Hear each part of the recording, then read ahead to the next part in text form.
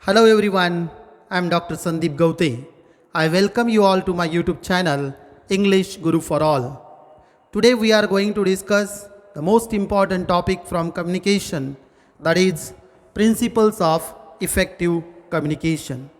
Already we studied various definitions of communication, and in this particular lesson we are going to talk about what are the different principles of effective communication.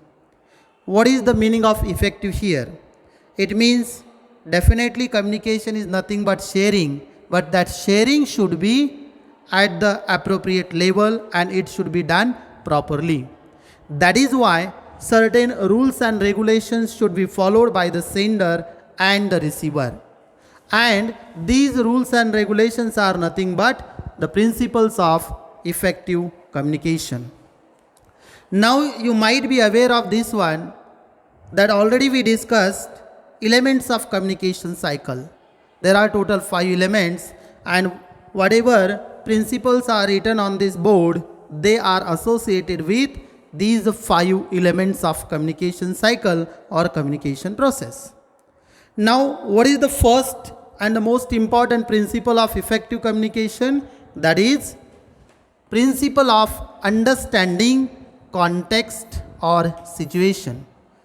Friends, the most important part, whenever we are going to communicate with someone, what is needed for that? Some kind of platform is needed, and that platform is nothing but what? What is the situation or what is the context of communication? And who should understand this context or situation? It must be understood by both. One is what? Sender, and second one is what? Receiver. And if both know what is the context or situation, they are going to choose, you can say, or select channel and other aspects like quotes, or you can say what are they going to use to construct the message. If they are not going to consider the situation or context, definitely there cannot be effective communication. Example, if there is a lecture or if there is any, you can say, speech on the importance of socialism, if that is the topic of the speech, in that case, it means what? Audience are expecting from you that you should speak about that. What is the context? You need to talk about that. Now, and if you are going to talk over there about something else or any other topic, if you are going to talk about importance of internet, it means you are not ready to understand the context or situation. Now what is the second one? That is the principle of understanding purpose. Without purpose, nobody communicates. And if somebody is communicating, you know that what we call to such person. Definitely you might have understood the joke here, that is related to. So your speech, or you can say your communication should be, or it should have some kind of purpose. And the sender should understand what is his or her purpose of communication first. And according to that, the sender should construct the message for the receivers. Next principle, that is the principle of developing ideas. What is important here? Developing ideas. We know that message is nothing but what? That is the combination of different ideas, information and other aspects also. Now what should we do here? The sender should develop ideas logically and properly and according to the receivers. And if it is not done properly, what will be the problem there? There will be no effective communication. And that is why we are discussing what? Principles of effective communication. Hope everyone is getting what I am trying to tell you. And we have to adopt, we have to follow all these principles of effective communication. What is the next one? That is principle of evaluating audience. This part is very important. Evaluating. What is the meaning of evaluation? It doesn't mean that you should take the examination of the receivers first. Okay, first appear for the examination and then I am going to communicate with you. No, it should not be there. It means audience means what? Receivers. Audience means what? Receivers. It means before starting communication, you should consider the educational qualification, social status, grasping power, age, and other aspects of the receivers. And according to their level, then you have to construct the message. And it will be helpful for the sender to construct the message properly.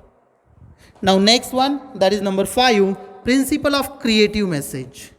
Yes, this word again, creative. How should be the message? Creative. But again, you need to understand the context, whether the context demands creative message or not. And if the context or situation needs that kind of creation in your message, or while conveying your message, or while constructing your message, then you must do it. Let me give you an example of this. Suppose you are teaching something to the students related to geography. The topic is galaxy. And you want to tell them, and if you are just explaining them, galaxy is there are so many planets, stars, sun is the star, and other planets are there, the students will get bored. And if you are going to construct the same message creatively, if you are going to use what? Model for that, for while teaching to or while explaining galaxy to the students, definitely they will understand that creative message properly. Otherwise you can use what? Some videos related to galaxy and the work of it, and then the students will easily understand. It means what is important? It is the sender's role to construct the message creatively. Now next principle, that is principle of clarity. Yes, it is very important. This is clarity, not clarity. What is that? Clarity. So you should be clear in your message. And if there is no clarity in your thoughts while communicating, then there will be no effective communication. You need to understand, if we are not going to follow these rules and regulations or principles, it means there will be no effective communication. And to have effective communication, we need to follow, or we must follow these principles of effective communication.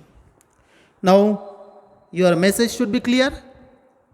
It should not have any vague words. Obscurity should not be there. And if it is there, again the same thing, communication will not be effective at all.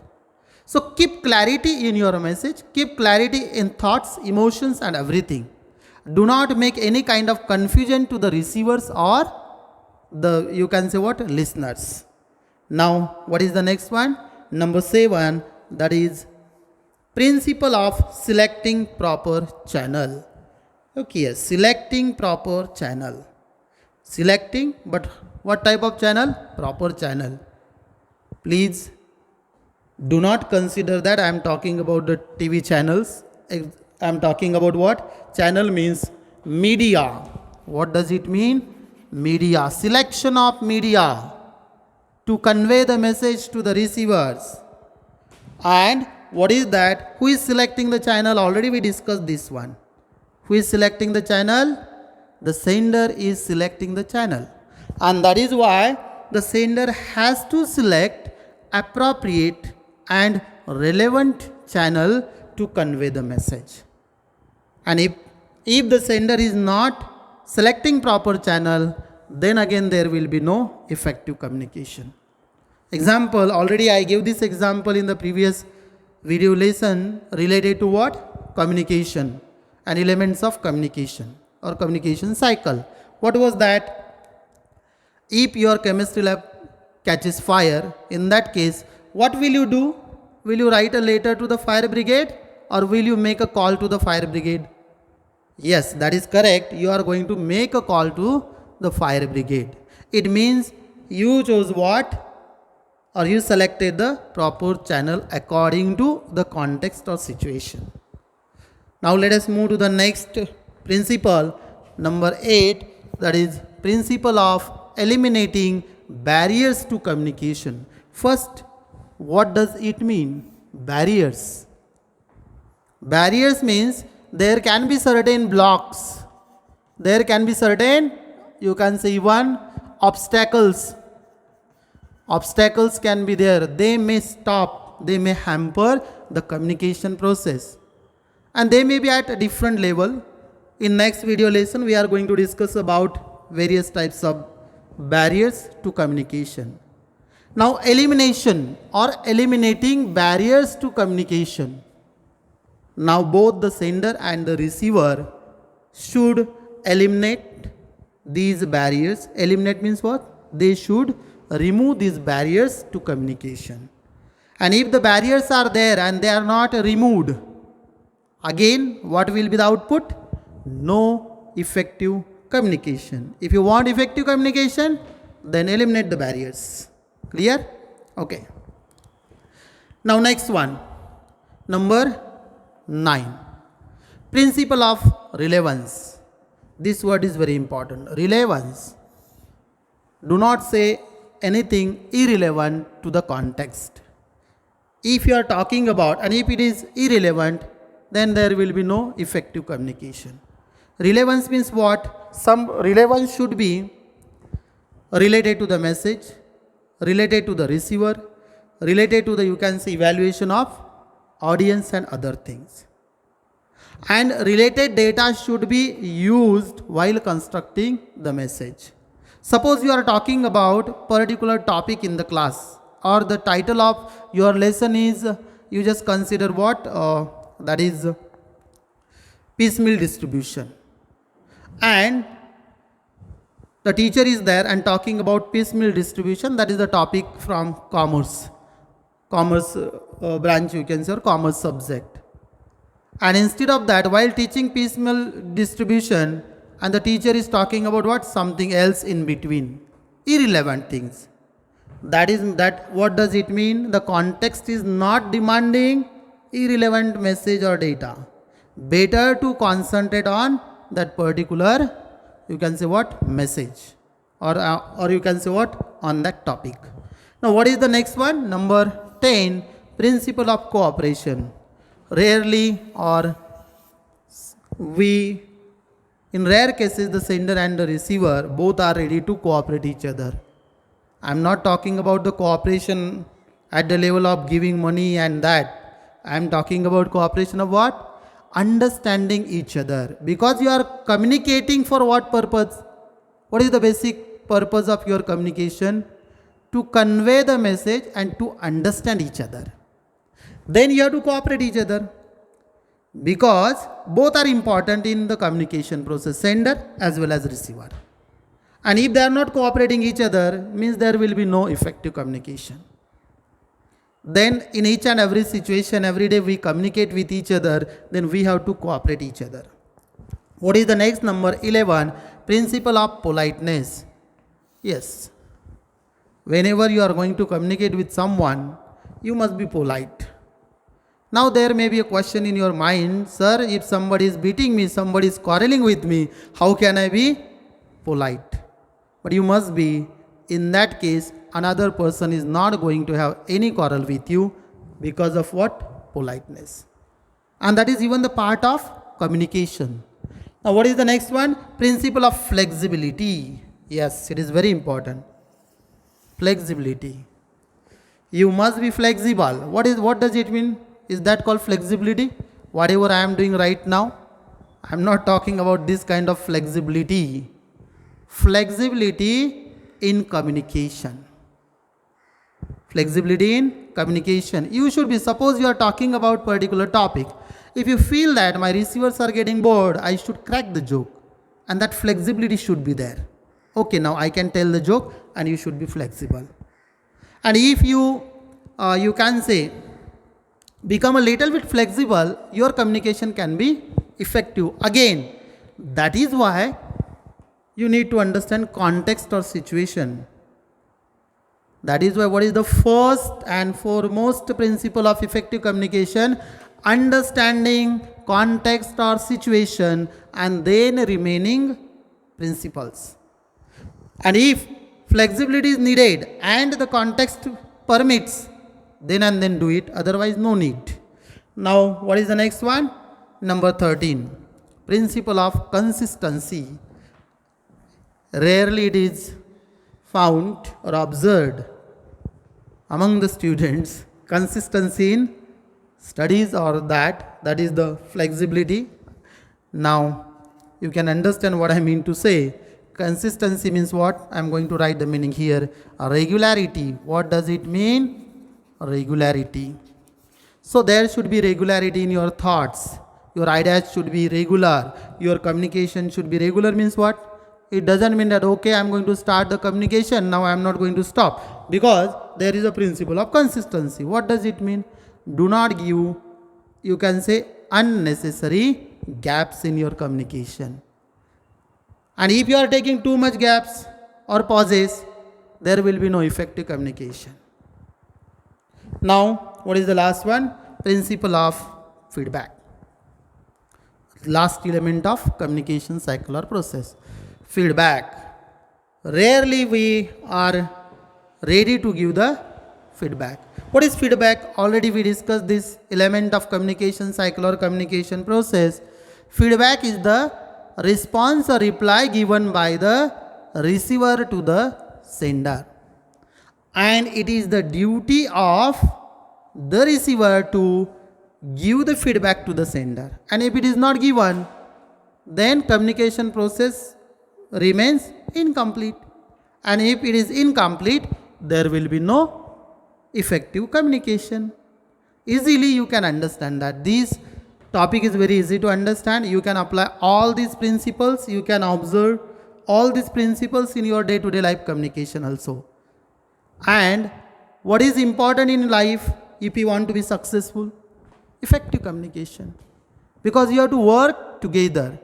It may be in the corporate, it may be in your office, it may be at your home. Everywhere we are only using what? Communication. And if you are using communication, that communication should be effective. And if it is not effective, then what will be created? Misunderstanding. What will be there? Misunderstanding. Hope you understood what I mean to say. Now I am going to read all the principles of effective communication once again. First, principle of understanding context or situation. Second, principle of understanding purpose. Third, principle of developing ideas. Fourth, principle of evaluating audience. Fifth, principle of creative message. Sixth, principle of clarity. Seventh, principle of selecting proper channel. Number 8, principle of eliminating barriers to communication. Number 9, principle of relevance. Number 10, principle of cooperation. Number 11, principle of politeness. Number 12, principle of flexibility. Number 13, principle of consistency. And the last one, principle of feedback. Here I discussed the most important principles of effective communication. You can add more there. It is possible to find out and identify various principles related to this. And we are going to discuss in the same way about other topics, other subtopics related to business communication. Thank you. I request you all to subscribe my YouTube channel English Guru for All and like and share the video and press the bell button. Thank you.